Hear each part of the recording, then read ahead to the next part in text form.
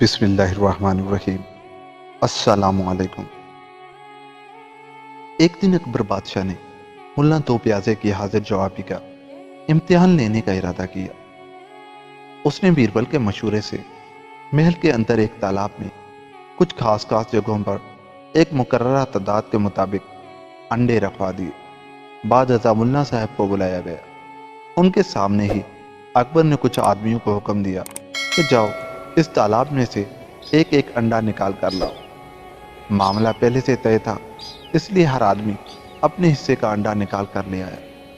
آخر میں بادشاہ نے بیربل کو بھیجا، وہ بھی اپنے حصے کا انڈا نکال کر لے آئے۔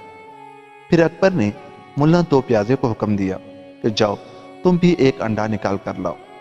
ملا بھی کپڑے اتار کر تالاب میں گھس گئے۔ انڈے چونکہ ختم ہو چکے تھے، انہوں نے خوب تلاش کیا لیکن کوئی انڈا ہاتھ نہیں آیا۔ ملا فوراً سمجھ گئے اس طرح مجھے شرمندہ کرنا چاہتے ہیں، لیکن وہ بلا کے حاضر دماغ تھے، فوراً تالاب سے باہر آ گئے۔ مرغ کی طرح اپنے بدن کو جھٹک کر بہت زور سے ککڑو کو کہا۔ بادشاہ نے کہا، ملا صاحب یہ کیا حرکت ہے، تمہارا انڈا کہاں ہے؟ تو ملا نے کہا، حضور میں تو مرغا ہوں، آپ خود سوچئے میں انڈا کہاں سے دوں، یہ سب تو مرغیاں ہیں۔ بادشاہ ملا دو پیازے کا جواب سن کر خوب ہنسنے لگا۔ اور دوسرا واقعہ، خان اعظم مرزا عزیز کوکل تاش نے نیا مکان تعمیر کرایا تو اس کی افتتاح کی تقریب منعقد کی، جس میں انہوں نے تمام عزیز و اقارب کی دعوت کی، کھانے کا بہترین انتظام کیا۔ دعوت میں راجہ بیربل اور ملا دو پیازہ بھی تھے۔ سب لوگ مکان کی بہت تعریف کر رہے تھے۔ بیربل نے بھی بہت تعریف کی اور کہا، مرزا جی مکان تو واقعی بہت خوبصورت بنا ہے، مگر اس کا دروازہ بہت تنگ ہے۔ اب اگر آپ کے گھر میں کوئی مر جائے تو اس کے جنازے کی چارپائی مشکل سے ہی نکلے گی۔ مرزا کوکل تاش کو راجہ جی کی یہ بات نہایت ناگوار محسوس ہوئی۔ انہوں نے ملا دو پیازے سے شکایت کی۔ ملا صاحب نے تمام بات غور سے سن کر کہا، راجہ جی کو تو عقل ہی نہیں ہے، مکان کا دروازہ تو اچھا خاصا بڑا ہے، اگر آپ کا سارا خاندان بھی مر جائے تو تمام جنازے بے وقت نہایت آسانی سے نکل سکتے ہیں۔ مرزا کوکل تاش نے کہا، ملا جی آپ تو بیربل سے بھی آگے بڑھ گئے۔ ملا دو پیازے نے ہنس کر اور نہایت انکساری سے جواب دیا، مرزا جی یہ تو آپ کا حسن ظن ہے، ورنہ خاکسار کس قابل ہے۔ تیسرا واقعہ، ایک دفعہ راجہ بیربل نے ملا دو پیازے سے فیل بان کی شکایت کر رہے تھے۔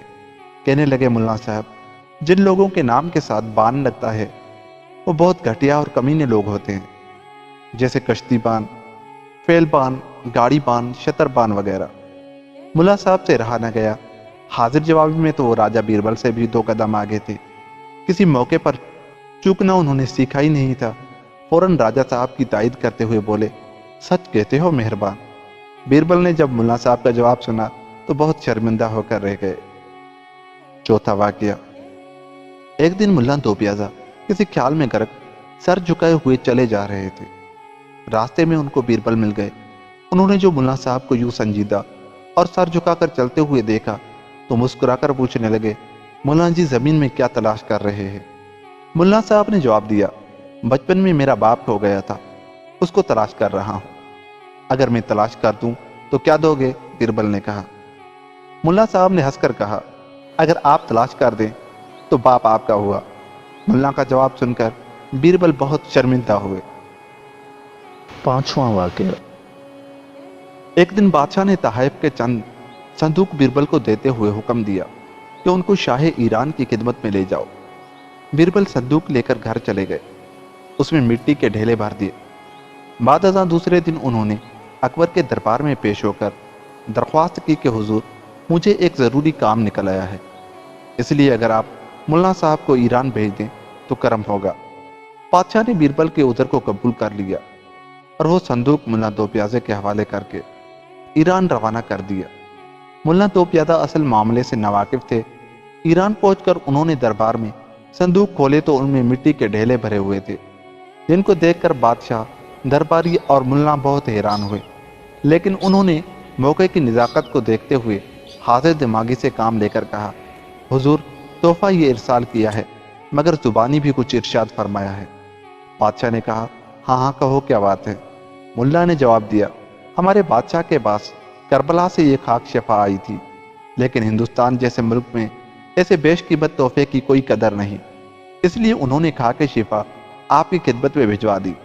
ईरान का बादशाह ये सुनकर बहुत खुश हुआ और कहने लगा, अगर इसके बजाय तमाम दुनिया की दौलत भी मेरे पास भेजी जाती तो शायद मुझे इतनी खुशी नहीं होती जितनी इस तोहफे को पाकर मुझे खुशी हुई है। बादशाह मुल्ला दो प्याजे को इनाम इकराम से नवाजा गया और मुल्ला अपनी हाजिर जवाबी से बच गया। दोस्तों, अगर आपको हमारी ये वीडियो अच्छी लगी तो हमारे चैनल को जाते जाते सब्सक्राइब कर लें। खुदा हाफिज।